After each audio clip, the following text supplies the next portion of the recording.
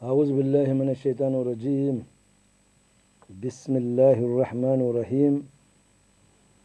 إن الحمد لله حمدا كثيرا نحمده تعالى ونستعينه ونستغفره ونعوذ بالله من شرور أنفسنا ومن سيئات أعمالنا.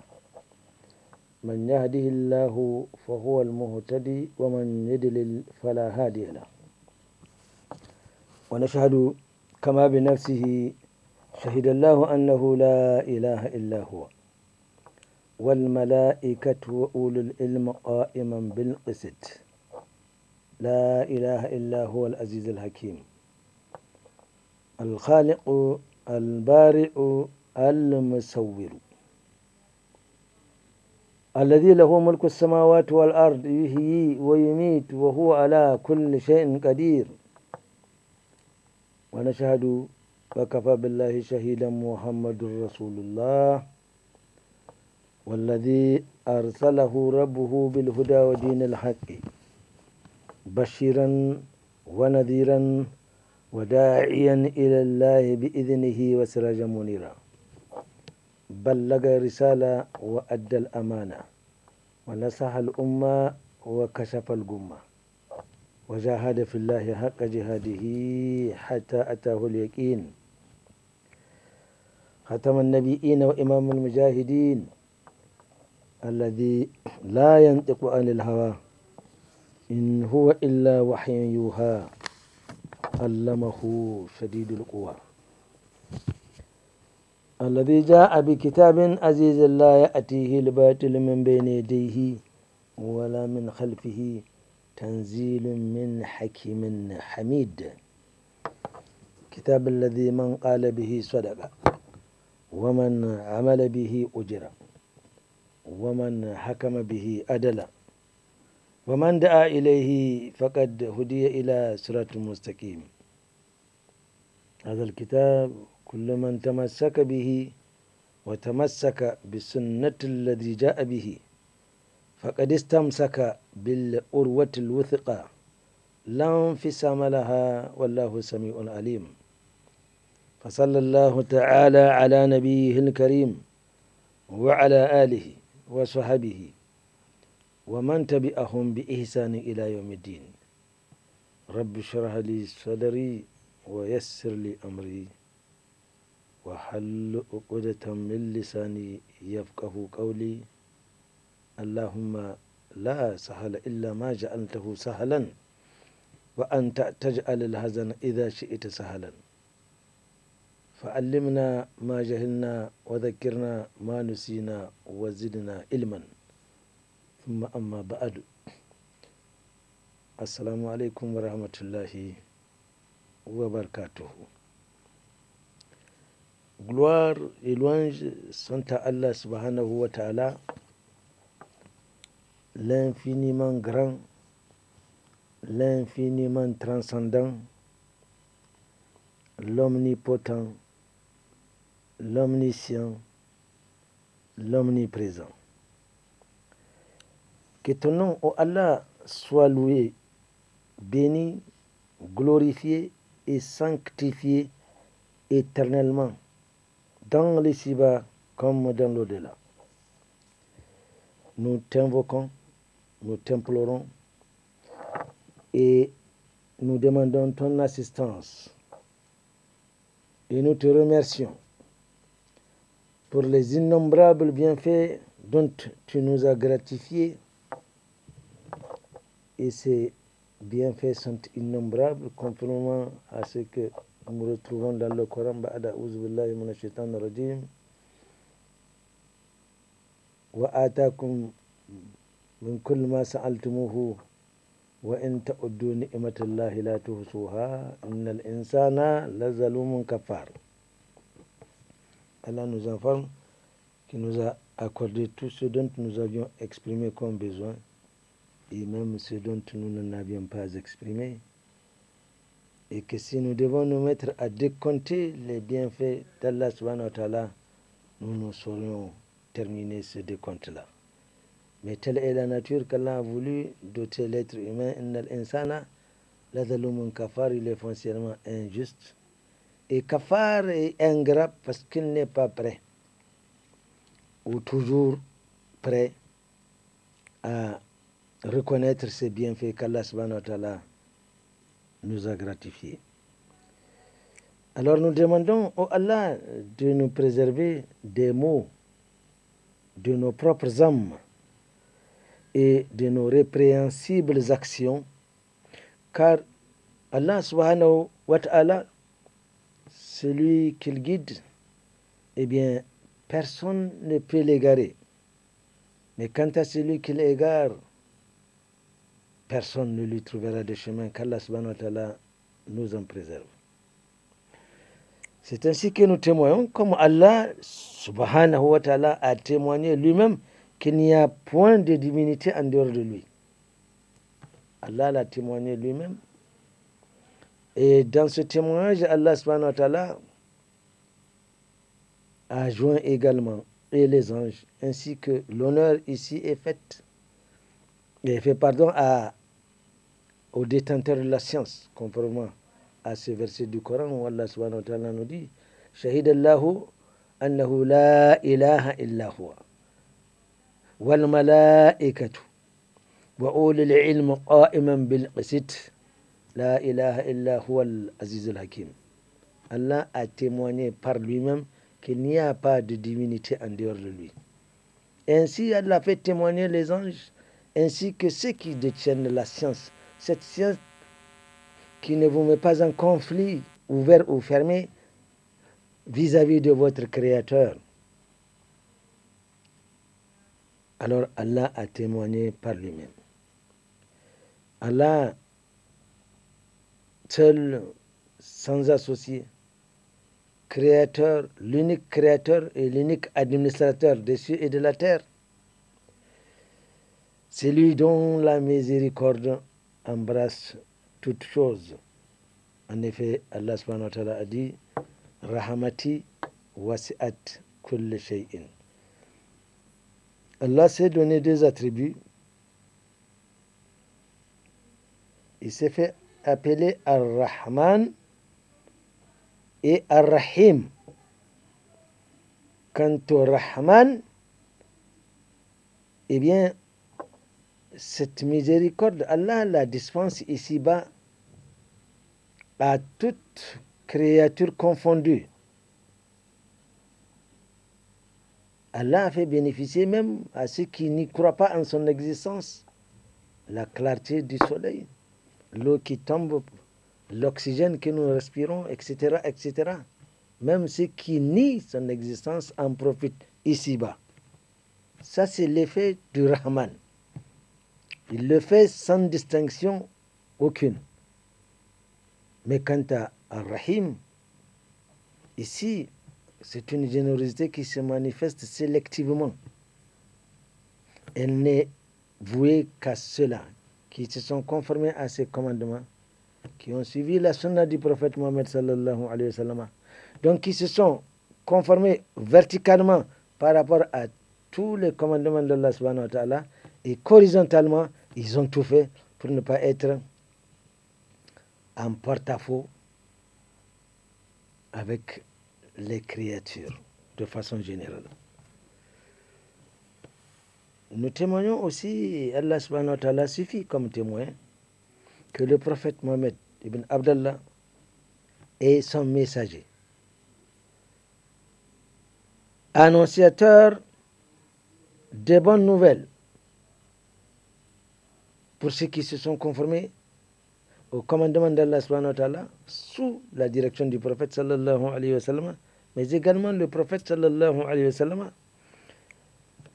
est là en tant qu'avertisseur des rudes et pénibles châtiments pour ceux qui se sont rebellés et qui ont manifesté la controverse par rapport au commandement d'Allah subhanahu wa ta'ala, qui ont tourné le dos à la sunna du prophète sallallahu alayhi wa sallam, qui ont sémé la corruption ici-bas, la corruption, la turpitude, les crimes, etc., etc. Ceux-là auront un châtiment douloureux dans l'au-delà, qu'Allah subhanahu wa ta'ala nous en préserve. Le prophète sallallahu alayhi wa sallam a appelé les gens par la sagesse et la bonne exhortation, conformément au texte et avec la permission de son Seigneur. Udu ila sabili rabbika bil hikmati wal mau'izati al hasana wajadilhum billati hiya ahsan.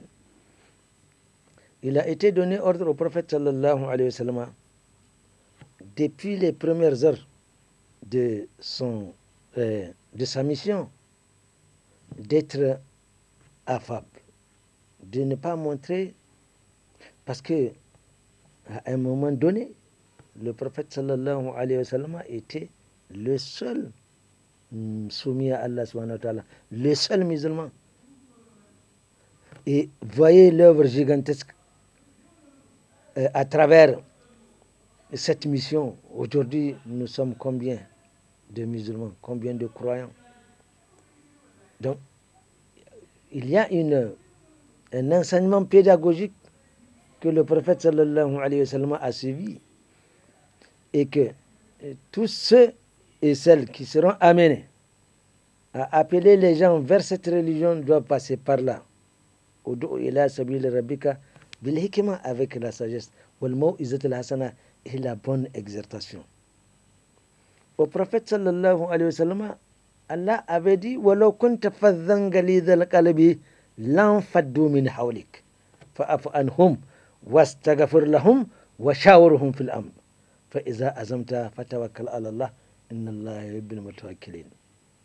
C'est les toutes premières leçons de pédagogie qu'Allah subhanahu wa ta'ala enseigna à son prophète. Donc, le prophète, Allah subhanahu wa ta'ala le dit, si tu te montrais impatient, rude, intraitable, eh bien, ils allaient s'en aller et fuir. Ils vont te fuir. Alors, fa'af anhum. Faghfir, d'abord, ils ont fait du tort à eux-mêmes en te disant un certain nombre de choses en tant qu'envoyé d'Allah subhanahu wa ta'ala. Alors, ils ont fauté. Pour cela, Allah demande à son prophète de demander à ses soumis, à ses premiers musulmans, de demander le pardon à Allah subhanahu wa ta'ala. Et toi-même, le tort qu'ils t'ont causé, efface-le, tourne le dos. Et wa shawirhum fil amr, et associe-les dans toutes les décisions que tu serais amené à prendre. Alors, c'est ainsi que il y a là une leçon à, n'est-ce pas, à apprendre et à capitaliser par rapport à tous ceux qui doivent appeler les gens. Le prophète sallallahu alayhi wa sallam périt, soit cela périt, soit cela périt, soit cela. C'est là qui se montre intraitable, qui se montre très rude. Ce n'est pas de cette façon-là que le prophète sallallahu alayhi wa sallam a communiqué jusqu'à ce qu'il ait autour de lui des gens qui acceptent son discours. Le prophète sallallahu alayhi wa sallam ne prononce aucune parole qui soit l'effet d'une passion. Quand le prophète sallallahu alayhi wa sallam dit que c'est une révélation, eh bien c'est une révélation. Lui-même, dans certains cas, il lui a été reproché un certain nombre de choses dont nous n'aurons pas le temps d'en revenir là-dessus. Donc il a transmis le message conformément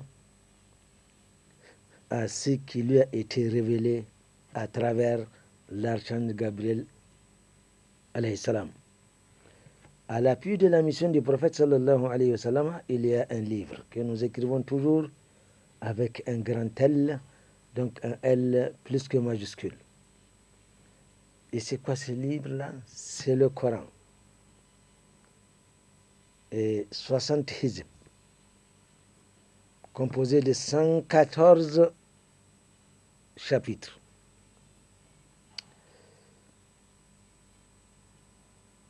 « 6236 versets, 329 156 lettres. Telle est la composition du Coran, révélée une fois 13 ans à la Mecque pour être parachevé 10 ans après à Médine. C'est ce livre qui constitue le plus grand miracle du prophète sallallahu alayhi wa sallam. Tous les prophètes d'Allah subhanahu wa ta'ala, à l'appui de leur mission et pour soutenir leur mission, et il y a des miracles qui ont accompagné.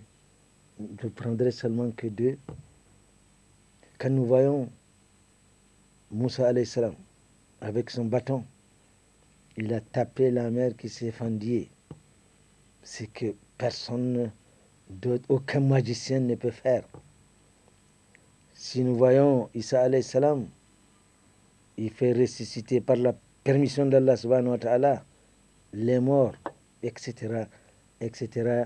Les prophètes, chacun a, à l'appui de sa mission, le miracle pour contester, pour rendre vrai cette mission.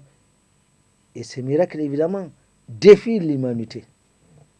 Aujourd'hui, vous avez beau avoir un bâton, taper sur le fleuve, là, il ne va pas se fonder, etc., etc. Ne revenons pas là-dessus. Alors, ce livre, qui s'écrit comme nous le disions avec un L majuscule, est incorruptible, infalsifiable et illimitable. À un moment donné, les Quraysh qui se sentaient les plus grands poètes de leur temps, des mercenaires de la plume avaient été engagés pour rivaliser avec le Coran. Ils n'ont pas pu.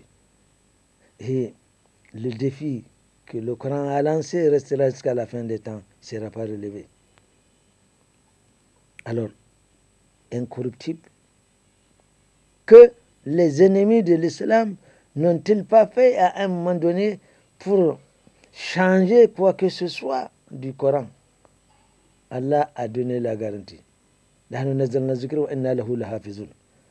garantie est donnée par Allah subhanahu wa ta'ala pour protéger le Coran de tout ce que peut imaginer un ennemi d'Allah subhanahu wa ta'ala. On se rappelle cette histoire lors de la colonisation. Ici, là, à côté de nous, au Nigeria, il y avait un gouverneur qui passait chaque fois devant la maison d'un grand imam avec une barbe comme ça. Et alors, on ne savait pas que le gouverneur est gêné chaque fois qu'il passe devant cet imam qui est assis devant sa porte là, jusqu'à ce qu'un jour, il ait dit, quand il va passer, comme c'est sa route, il faut que l'imam là n'a qu'à rentrer. Il a peur de le... Oui, ce genre de barbe, comme le hijab, ces signes cliniques de l'islam font peur aux ennemis de l'islam. Il y a un pays en Europe dont le voile des petites filles a fait tout un tollé. Que n'a-t-on pas dit? Ça dérange ceux qui n'ont pas la foi en Allah subhanahu wa ta'ala de voir le hijab. Ça les dérange, ça les fait peur. Alors, un jour, le gouverneur a rassemblé tout son staff en disant, mais comment allons-nous faire? Tellement les gens sont attachés à leur Coran. Alors, on a fait des propositions. Nous allons nous permettre de récupérer toutes les copies du Coran, ou soit nous les conservons avec nous, et comme ça, ils seront... Quelqu'un a dit, mais ça ne va pas, non? On a beau ramasser toutes les copies, dans un mois, ils vous produiront par cœur plusieurs copies de ce livre-là. Seul livre dont Allah subhanahu wa ta'ala a permis d'apprendre par cœur, même par des petits-enfants de 12, 13 et 14 ans. Seul le Coran a cet avantage. Mais alors, rien que ça. Mais alors, 604 pages, rien que ça, ne peut-il pas permettre de dire que ce livre-là, c'est une révélation, ce n'est pas l'œuvre de quelqu'un, mais celui qu'Allah subhanahu wa ta'ala égare, tu ne peux pas lui trouver de chemin. Inimitable, inaccessible à l'erreur, dont le faux ne saurait atteindre ni de devant ni par derrière. Donc, le véritable discours, c'est bien ce livre-là. Et que la meilleure des directions C'est bien celle-là que le prophète Mohammed sallallahu alayhi wa sallam nous a indiqué à travers sa sunna, qu'Allah fasse que nous soyons attachés à cela. Amin. Chers frères et chères sœurs, par la grâce d'Allah subhanahu wa ta'ala, nous nous proposons de continuer pour clore le traitement de cette thématique sur l'orgueil. Nous sommes à notre quatrième et dernier entretien. Eh bien, comme nous l'avions vu les semaines précédentes, l'orgueil est sous-tendu par un certain nombre de supports. Nous avons dit, n'est pas orgueilleux qui veut. Toi, un pauvre type, tu n'as rien, tu n'es rien. Comment peux-tu manifester de l'orgueil? Et nous avions, entre autres, déjà examiné l'orgueil dû par le savoir. N'est-ce pas? Nous avons vu également l'orgueil poussé par le pouvoir. Et nous avions vu la semaine dernière l'orgueil poussé ou occasionné parce qu'on a amassé un certain nombre de biens ici-bas. Nous savons que tout savoir qui ne nous rapproche pas vers la voie de la connaissance de notre Seigneur et vers le respect des commandements d'Allah subhanahu wa ta'ala, et peut-être même qui combat les principes de sa religion ou qui nous pousse ou à en douter de leur véracité, eh bien ce savoir radige. Cette science est certainement sans conscience. Alors, elle ne peut que détruire son porteur. Et c'est pourquoi, nous l'avons vu, ce savoir renvoie à l'image d'un animal, en l'occurrence l'âne, transportant des précieux livres, ou ce porteur de connaissances qui n'en profite de rien. C'est ainsi qu'il serait étonnant de constater qu'on peut être un génie. Et le fait qu'on soit génie, étant entendu que cette science-là vous met en conflit avec votre Seigneur, alors on est un peu étonné. Allah peut vous accorder une science, vraiment être un génie. Et je prendrai le cas de Albert Einstein, l'architecte du théorème de la relativité. Einstein, eh bien, et son exemple est révélateur. Voilà un génie, mais qui ne croit pas. Et comme il dit, nous allons le citer. Alors il déclare, je ne puis imaginer un Dieu qui récompense et punit l'objet de sa création. Il est étonné qu'Allah subhanahu wa ta'ala dise que celui qui fait du bien, il va le récompenser. Il a créé le bien, il dit, faites le bien, je vous récompense. Il a créé le mal, il dit, j'aime pas le mal, faites pas le mal, celui qui le fait, je le punis. Alors Einstein est étonné de voir qu'il y a un Dieu, enfin ce Dieu, il s'étonne, c'est-à-dire ce Dieu qui punit et qui récompense. Alors, Einstein peut-être aurait voulu d'un Dieu qui laisse ses créatures dans le chaos complet, dans l'indiscipline, dans l'irresponsabilité. Alors imaginez-vous quel genre de monde ce serait. Einstein n'y croit donc pas en Allah subhanahu wa ta'ala. C'est ainsi que certaines sciences, notamment des philosophes, la philosophie n'étant pas une science exacte, dans la mesure où tous les philosophes ne se sont tous pas entendus sur tous les domaines, ils ont divergé. Certains même ont cru en l'existence d'Allah subhanahu wa ta'ala. Qu'est-ce que Descartes disait d'ailleurs? Il dit, comment n'allons-nous pas croire en ce Dieu s'il nous mentait, donc il est d'accord qu'Allah subhanahu wa ta'ala ne nous ment pas quand il nous donne des injonctions. Alors, y croire en ce Dieu détermine ou prouve l'existence de ce Dieu et surtout son acceptation. Nous avons vu aussi que tout pouvoir qui vous engage dans la rébellion contre Allah subhanahu wa ta'ala ou qui vous fait croire que vous êtes vous-même une divinité, on en a connu des gens qui se sont proclamés ou qui se sont mesurés à Allah subhanahu wa ta'ala, nous les avons vus la semaine dernière,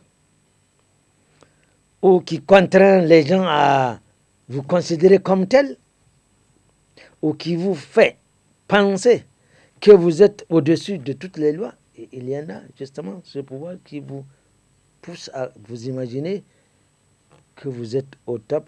Il n'y a pas au-dessus de vous quelqu'un qui pourrait avoir une ascendance. Ah bah, il y a toujours au-dessus de tout détenteur d'une science, il y a une science au-dessus. Mais vous ne connaissez que votre science. Une fois qu'on tourne la page, ce n'est plus. Vous êtes bleu. C'est comme à l'exemple. Voilà un grand imam, un grand prêcheur, un grand savant. Il fait du tafsir et tout et tout. Il est en train de rouler dans son véhicule, etc.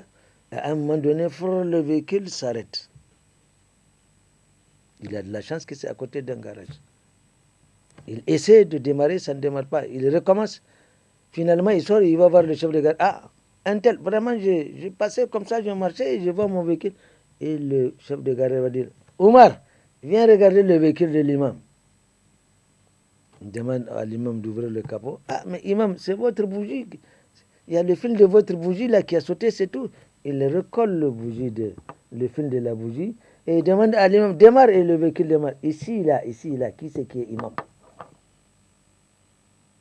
Donc, tu n'as que la science que tu as connue ou que tu as apprise. Point barre. Al-Alim, c'est Allah subhanahu wa ta'ala qui détient, le détenteur de toutes les sciences. Alors que vous êtes au-dessus de toutes les lois et que vous pouvez tout vous permettre parce que vous détenez un pouvoir. Ce pouvoir-là sera la cause de la perte dans l'au-delà. Parce qu'ils diront Halak Anni Sultania. Le pouvoir que j'ai détenu ici-bas, aujourd'hui, m'a fait périr, subhanallah. Ça, c'est les conséquences de l'orgueil. Nous avions également évoqué l'orgueil que la richesse provoque. Quand on a les moyens, eh bien, c'est pas tout le monde qui reste lui-même. Il cherche à être une autre personne. Le désir insatiable de l'homme, son amour démesuré et incontrôlé des jouissances éphémères de l'ici-bas, et nous savons qu'il a été cité un certain nombre de choses qui attachent l'individu à ce bas monde au point d'oublier Allah subhanahu wa ta'ala. Au point même tout simplement d'oublier qu'on sera un jour appelé à quitter ce bas monde-là. Alors là, qu'on soit prêt ou qu'on ne soit pas prêt. Allah a dit زين للناس حب الشهوات من النساء والبنين والقناطير المقنطرة من الذهب والفضة والخيل المسومة والأنعام والحرث ذلك متاع الحياة الدنيا والله عنده حسن المآب. Allah a cité 8 éléments qui font distraire l'individu et le font oublier même qu'il va quitter ce bas monde. Parce que pour le vivant, il s'imagine qu'il ne va pas mourir. Or, en ce moment même, il y a quelqu'un qui quitte ce bas monde-là. Pourquoi? Parce que le terme est échu. Mais de façon générale, l'homme a dans la conception, dans sa pensée, tant qu'il est vivant, il s'imagine qu'il ne va pas mourir. Si. Il pense qu'il ne peut pas mourir tout de suite, puisqu'il est vivant. Mais il y a quelqu'un qui l'était et qui est mort tout de suite. Donc, il faudrait que ce bas monde-là, nous sommes prévenus, n'est qu'une éphémère satisfaction. Alors, il ne faudrait pas que ce désir insatiable l'amène à la recherche des biens de ce bas monde, et très peu importe d'ailleurs des conditions de l'acquisition de ces biens-là. L'essentiel, c'est, nous l'avions dit, d'en amasser assez et toujours beaucoup plus. Allah l'a reproché à l'être humain. Innal insana li rabbihi lakanut.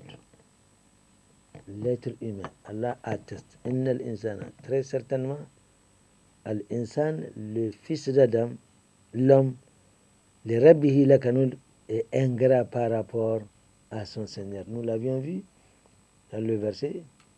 Innal insana la zalumun kafar. Il est ingrat, il est injuste, il n'est pas reconnaissant. Wa innahu ala dhalika la shahid. Et cette ingratitude, l'être humain, il l'atteste, il le sait, il en est conscient. Allah nous a accordé un certain nombre de biens au lieu de remercier, et quand nous le remercions, wala in shakartum la azidannakum. C'est une garantie aussi qu'Allah subhanahu wa ta'ala nous a offerte, que nous devons saisir cette occasion pour remercier Allah subhanahu wa ta'ala. Et c'est toujours comme ça, justement. Ceux qui remercient Allah subhanahu wa ta'ala se sont trouvés dans le terrain de la qana'a, c'est-à-dire le peu que j'ai me suffit. Je ne regarde pas à gauche ou à droite pour voir qu'est-ce qu'il a et le lui reprocher. Non, ce que j'ai me suffit entièrement du reste. Mais quand on a toujours cette folie d'être ce que l'autre est, là, on veut forcer. Et Allah, il fait ce qu'il veut. Vous ne pouvez pas presser Allah subhanahu wa ta'ala. Vous ne pouvez pas faire pression sur Allah subhanahu wa ta'ala pour qu'il vous donne quoi que ce soit. Pouvoir, savoir, avoir. Pas du tout. Wa innahu, l'être humain, le hubb al-khayri, par rapport au bien de ce bas monde, la shadid. Il aime ça immensément. L'être humain s'attache beaucoup aux choses de ce bas monde-là. Et dans une prédiction du prophète sallallahu alayhi wa sallam, en 5 points, il dit, il arrivera à un moment donné où ma communauté s'attachera à vouloir acquérir les biens de ce bas monde, et elle oubliera, cette communauté, et le compte à rendre de tout ce qu'on a acquis ici-bas. On s'empresse à vouloir acquérir beaucoup de choses, mais on ne fait pas attention qu'il y a un compte à rendre, il y a un bilan à établir. Chaque bien fera l'objet d'un compte rendu. Comment on l'a acquis et qu'est-ce qu'on a fait.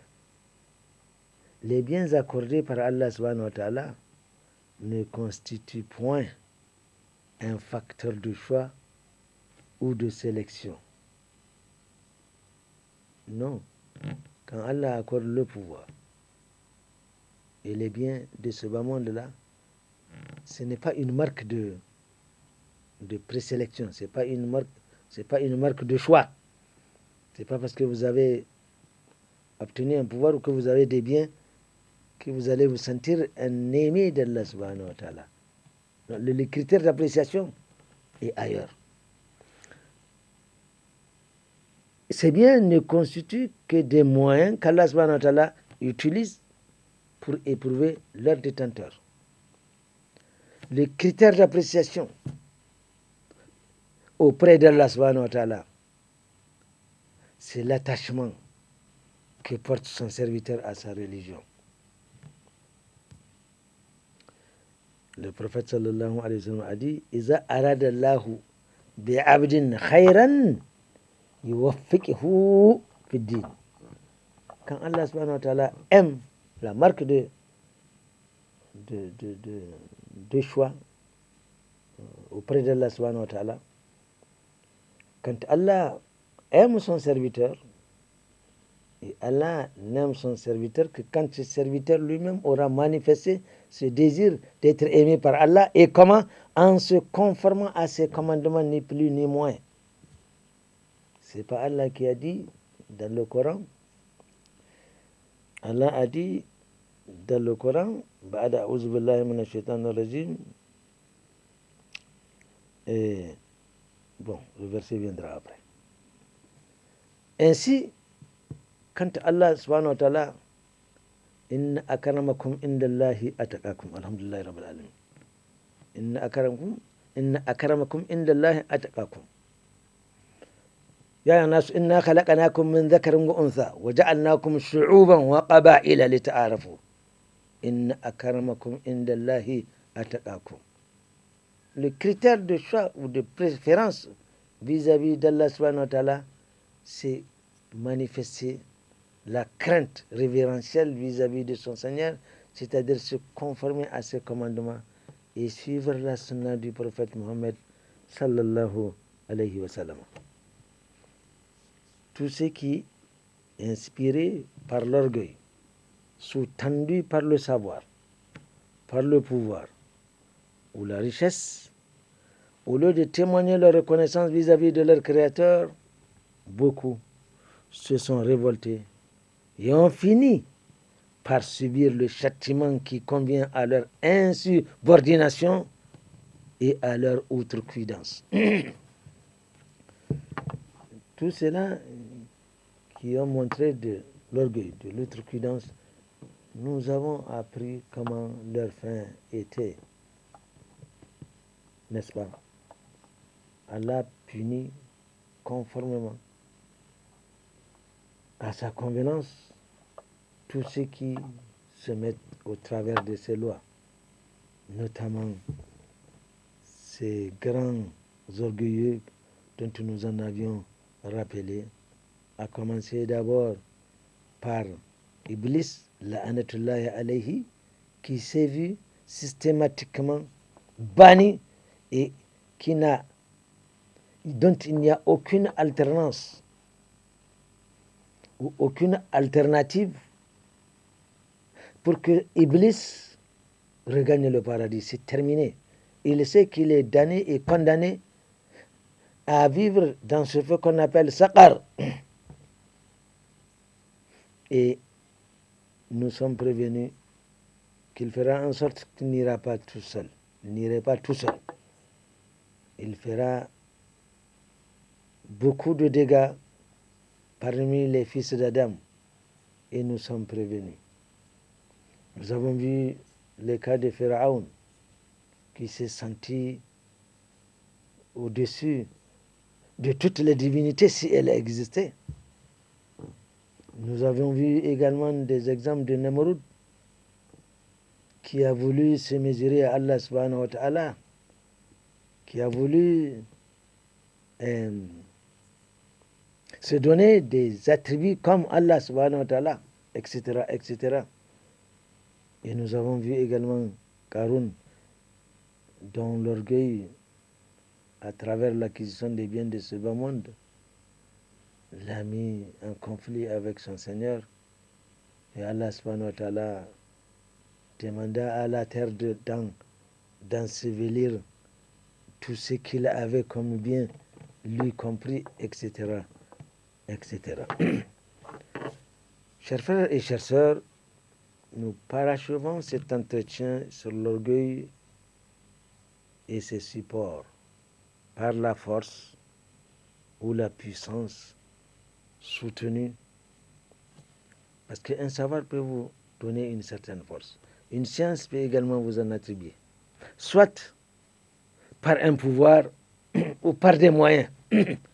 Quand on est riche, fort, on est puissant, on manifeste de l'orgueil. la situation que vit le monde aujourd'hui, mais aussi hier, est caractérisée par la domination et l'hégémonie des puissances ou des puissants sur les autres. Le monde a toujours été comme ça. Il y a toujours des gens qui ont dominé les autres. Et Satan, la'anatullahi alayhi, n'est pas en dehors de tout cela.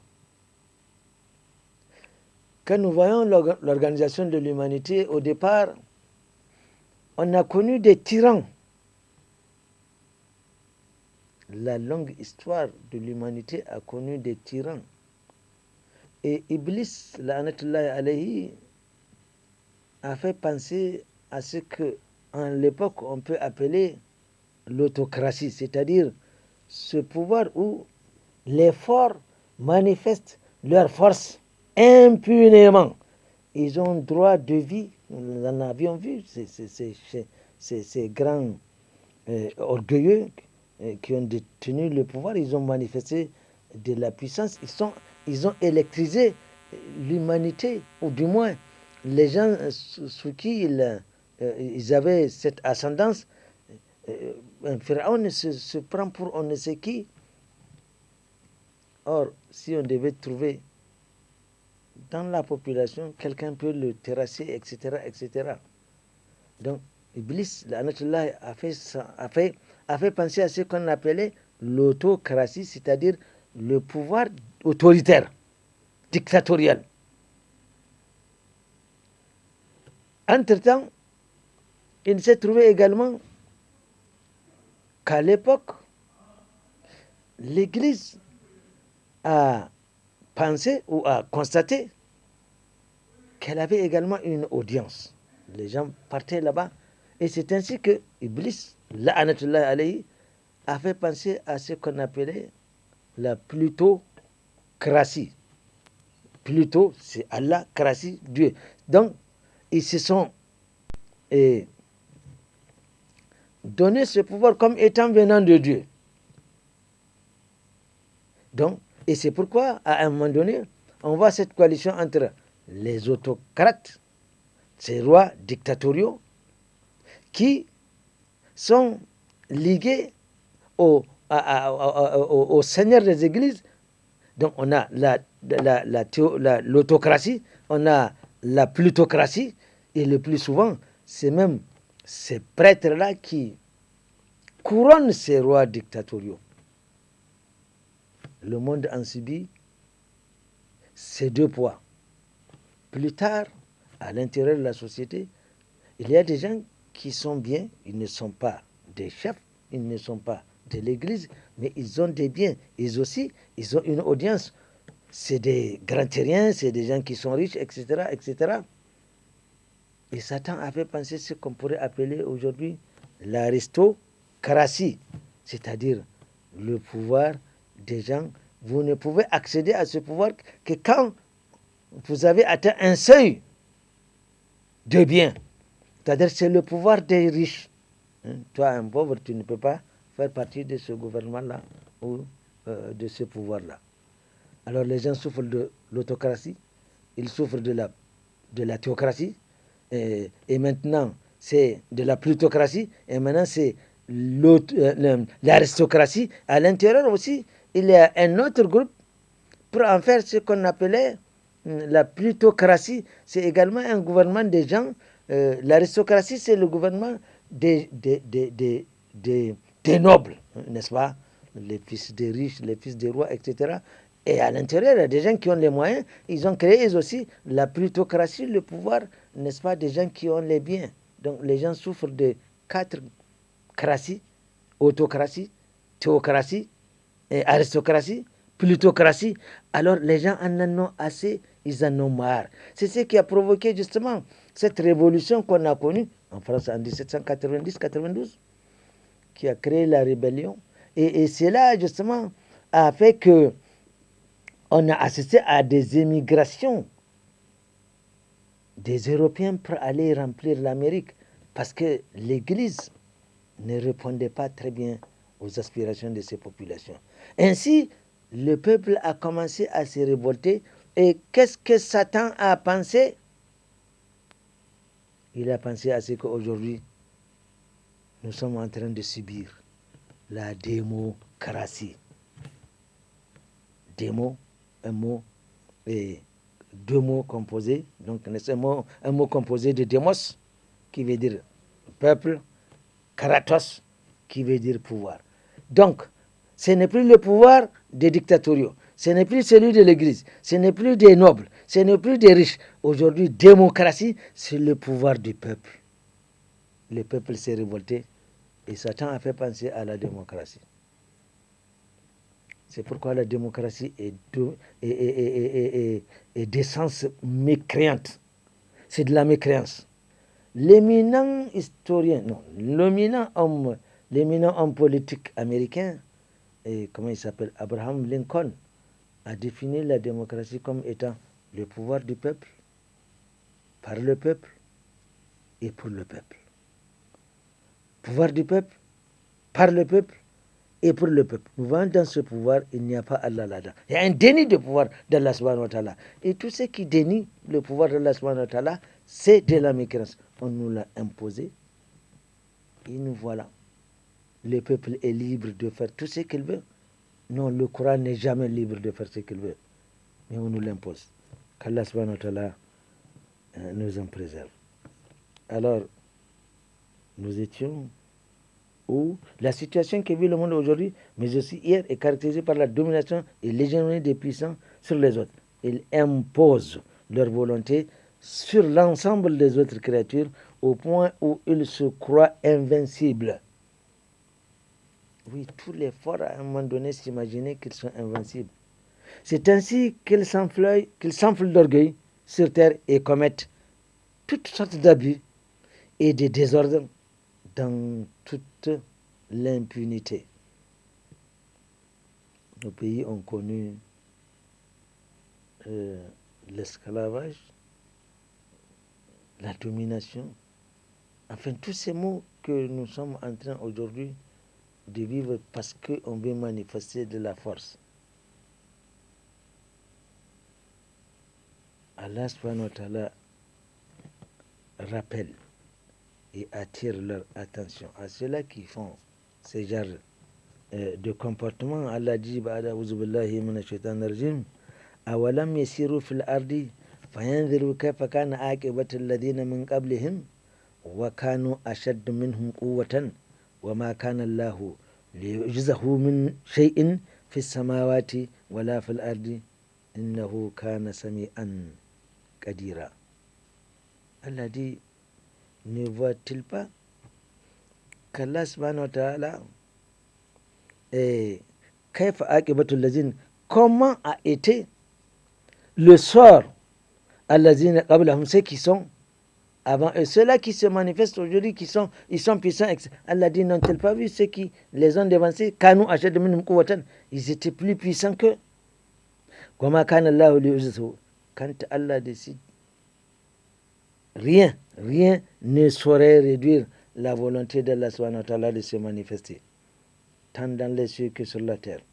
Innahu kana sami'an, Allah subhanahu wa ta'ala, il est sami'an, il entend, Qadir, il est puissant. Par cette affirmation et par cette mise en garde, Allah subhanahu wa ta'ala confirme son autorité, sa puissance inébranlable, aux effets insupportables sur ces créatures. Et comme pour faire une démonstration de force, Allah subhanahu wa ta'ala précise dans le Coran.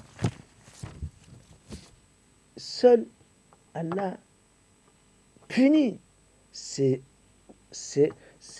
orgueilleux qui manifestent cette force brutale vis-à-vis des autres. Il n'y a que Allah subhanahu wa ta'ala qui règle les comptes de ces gens-là, n'est-ce pas?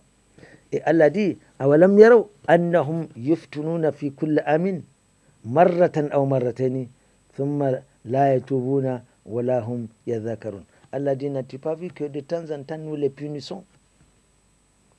Tous ces tremblements de terre, tous ces tsunamis tous ces incendies, toutes ces forêts.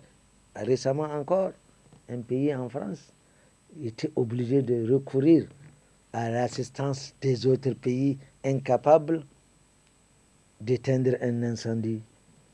Alors Allah dispose des moyens de frappe irréparables. L'armée d'Allah subhanahu wa ta'ala est invincible. Allah règle le compte de tous ces gens-là. Et c'est quoi la composition de l'armée d'Allah subhanahu wa ta'ala? C'est ce feu-là. C'est le tremblement de terre. C'est le tsunami. Qu'est-ce que vous pouvez faire? Qu'est-ce que vous pouvez opposer contre un tremblement de terre? Là où les armes dont vous vous vantez se trouvent, Allah va les engloutir. Alors, comment vous allez faire? Ces armes-là, ces missiles-là, tous ces missiles, qu'ils soient sol, ou air, etc., qu'est-ce qu'ils peuvent faire contre un tremblement de terre alors qu'eux-mêmes posés sur terre se sont engloutis? Quelle arme allez-vous opposer à un tsunami qui vient vous balayer complètement? C'est ça l'armée d'Allah subhanahu wa ta'ala. Elle est invincible. Allah dit, n'as-tu pas vu que de temps en temps nous sommes en train de les punir, de les éprouver une fois ou deux fois, mais wahum la yadhakkarun, il ne peut pas penser, il ne peut pas raisonner. C'est des punitions. La même punition qu'avaient suivi les communautés dont le Coran nous en parle, les Ad, les Samoud, etc., que nous allons voir tout à l'heure, Inch'Allah. Allah subhanahu wa ta'ala a endurci leur cœur jusqu'à oublier son existence. Ces cœurs sont foncièrement malades, qu'ils ne distinguent pas le bien du mal. Alors Allah châtie et on va dire non, on va chercher une explication technique ou en tout cas scientifique. Non, on va mais contrer un tsunami, contrer un tremblement de terre, on va voir. Et ils n'ont d'autre logique que la leur. Et Allah subhanahu wa ta'ala augmente ce mal qui consacrera finalement leur perte. وأما الذين في قلوبهم مرض فزادتهم رجسا إلى رجسهم وماتوا وهم كافرون. Ils ne se rendent pas compte qu'Allah est en train de les punir. Regardez, ne serait-ce que souvent des pertes énormes que subissent ces vantards, ces orgueilleux qui font, je ne sais pas, de la manifestation de la force. Ils se prennent pour les super-hommes. Ils s'imaginent que personne sur terre ne peut rien. Oui, mais Allah est là. Au nom de la superpuissance, on veut changer le monde et lui donner l'image qu'on veut contraindre et qu'on veut contraindre les peuples à se laisser tracter à la manière des bêtes de somme. Regardez en 2020, depuis l'avènement de, comment on appelle ça, la Covid, on a inquiété les gens, on a apeuré les gens, on nous a empêchés même d'aller dans les mosquées. Et où est-ce que nous en sommes aujourd'hui? Où est-ce qu'on en est à propos de le vent de la Covid est passé? Qu'est-ce qu'on n'a pas fait? Qu'est-ce qu'on n'a pas entendu? يريدون ليطفئوا نور الله بأفواههم والله متم نوره ولو كره الكافرون. N'en déplaise aux croyants, la vérité surplantera le mensonge et la force d'Allah subhanahu wa ta'ala est au-dessus de toutes les forces. Allah subhanahu wa ta'ala, lui seul détient la puissance, la toute puissance, c'est-à-dire la puissance absolue. Allah subhanahu wa ta'ala a dit, Man kana yuridu al-izzata falillahi al-izzatu jami'an. Ilayhi yas'adu al-kalimu at-tayyib. La puissance, la véritable puissance appartient à Allah subhanahu wa ta'ala. Tous ces orgueilleux qui sont sur terre, qui veulent montrer de la puissance, surtout de l'injustice, Allah va leur régler leur compte. Lui, Allah n'est pas pressé, mais nous ne sommes qu'éphémères. Les choses changeront, Inch'Allah. C'est ainsi qu'il y a lieu, chers frères et sœurs, de rappeler que l'histoire a connu des orgueils qui se sont mesurés à la puissance d'Allah. Et nous avons le sort de tous ceux qui se sont comparés de la sorte. Tous ceux qui se sont comparés, nous avons connu comment ils ont fini. Quand nous prenons l'exemple des Ad, les Adawa étaient des gens très grands, très puissants. Ils sont allés jusqu'à défier les créatures, toutes les créatures, en disant فَأَمَّا سَمُوا وَأَمَّا عَادٌ فَاسْتَكْبَرُوا فِي الْأَرْضِ بِغَيْرِ حَقٍّ وَقَالُوا مَنْ أَشَدُّ مِنَّا قُوَّةً. فَأَمَّا عَادٌ, et quant aux Ad, ce peuple-là, très fort, très puissant, فَاسْتَكْبَرُوا فِي الْأَرْضِ, ils se sont montrés orgueilleux sur terre à travers leur force, بِغَيْرِ حَقٍّ, sans qu'il ait des raisons valables. Wakalo, ils ont dit, Man ashaddu minna quwwatan. Qui c'est qui est plus fort que nous? Et c'est toujours Allah subhanahu wa ta'ala qui répond à ce genre de vanité afin de rappeler à l'être humain, cette petite et minuscule créature, qu'elle doit toujours revenir vers son créateur. Et Allah subhanahu wa ta'ala a dit, Awalam yaraw anna Allah allazi khalaqahum huwa ashaddu minhum quwwatan wa kanu bi ayatina yajhadun. Les Had ont dit, qui c'est qui est aussi ou puissant comme nous ou plus que nous? Il n'y avait pas de réponse. Allah y répond. Allah dit, n'ont-ils pas constaté que Allah qui les a créés, lui, est plus fort qu'eux? Comment peut-il se permettre toujours alors de transgresser nos lois? Allah subhanahu wa ta'ala les punit par un vent glacial et violent, à la manière des ouragans, à la manière des cyclones que nous connaissons de temps en temps. C'est des punitions. Les anciens peuples qui se sont révoltés à Allah ont été punis par ce genre d'événements. Allah nous dit فَأَرْسَلْنَا عَلَيْهِمْ رِيحًا صَرْصَرًا فِي أَيَّامٍ نَحِسَاتٍ لِنُذِيقَهُمْ عَذَابَ الْخِزْيِ فِي الْحَيَاةِ الدُّنْيَا وَلَعَذَابُ الْآخِرَةِ أَخْزَىٰ وَهُمْ لَا يُنصَرُونَ. Allah dit فَأَرْسَلْنَا عَلَيْهِمْ رِيحًا صَرْصَرًا. Et Allah envoya à ces Had qui se sentaient, on rapporte wallahu alam, qu'ils vont chasser un éléphant, 2 éléphants, les porter sur leurs épaules. Il y a eu des squelettes qui ont été démontrés d'une dimension assez, pas comme les nôtres, bien évidemment. Ils étaient des gens très forts, très grands. Et Allah a dit, et nous envoyons un vent violent, fort et glacial. Dans des jours qu'ils ont regretté, bien sûr, le nuzikam, afin que nous leur goûtions azab al-khizi, cette punition, ce châtiment ignoble. Alors on rapporte que le vent les prend comme des feuilles. Mais où est votre force? Où est votre force? Fil hayati dunya, ici, ils ont goûté à cette punition ignoble, n'est-ce pas, et humiliante. Et Allah dit, voilà azab al-akhirati, ce qui les attend dans l'au-delà, akhaza, est encore plus humiliant. Wahum la yunsarun. Ils ne seront secourus par qui? Par personne. Les Had ne sont pas les seuls à subir les conséquences de l'orgueil. Bien des peuples qui nous ont précédés en étaient victimes de leur outrance. Ainsi donc, chers frères et sœurs, l'orgueil est un grand péché. Combattons l'orgueil. Il faut le combattre, sinon, nous avions dit que l'orgueilleux n'acceptera jamais d'être orgueilleux. Sinon, il n'est pas orgueilleux. Donc, combattons cet orgueil, car le prophète sallallahu alayhi wa sallam nous a prévenus. Quand il dit La yadkhulul jannata man kana fi qalbihi mithqala dharratin min kibrin, ne rentrera pas au paradis quiconque a, ne serait-ce de la grandeur d'un atome ou d'un grain de sévéné d'orgueil, il n'accédera pas au paradis. Subhanallah.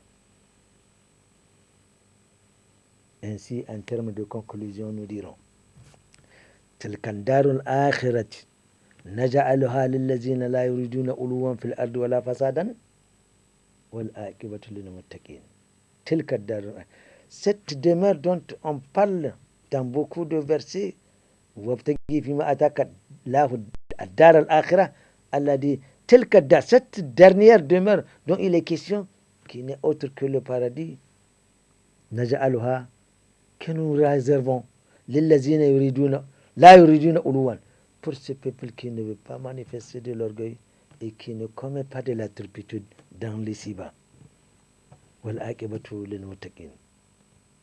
La meilleure des fins, c'est ceux-là qui craignent Allah subhanahu wa ta'ala. Chers frères et sœurs, craignons l'orgueil, combattons l'orgueil. Il n'est que suicidaire. Nous osons croire que ce petit rappel aura servi à quelque chose. Allah a dit وَذَكِرْ فَإِنَّ ذِكْرَ تَنْفَعُ الْمُؤْمِنِينَ.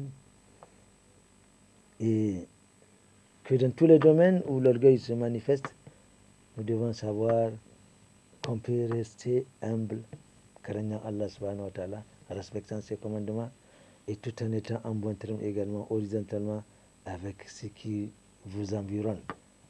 Qu'Allah nous y aide et qu'il nous fasse comprendre tout cela. Tels sont les propos qu'Allah subhanahu wa ta'ala a voulu que nous disions autour de cette thématique. Nous prions Allah subhanahu wa ta'ala de nous pardonner les éventuelles erreurs que nous aurions commises et qu'il nous fasse partager les hasanat contenues dans ce que nous avons dit jusqu'il aime et qu'il agrée. سبحانك اللهم بحمدك أشهد أن لا إله إلا أنت أستغفرك وأتوب إليك. ربنا تقبل منا إنك أنت السميع العليم وتب علينا إنك أنت التواب الرحيم. إن الله وملائكته يصلون على النبي يا أيها الذين آمنوا صلوا عليه وسلموا تسليما. اللهم صل على محمد وعلى آله وسلم. سبحان ربك رب العزة عما يصفون وسلام على المرسلين والحمد لله رب العالمين والسلام عليكم.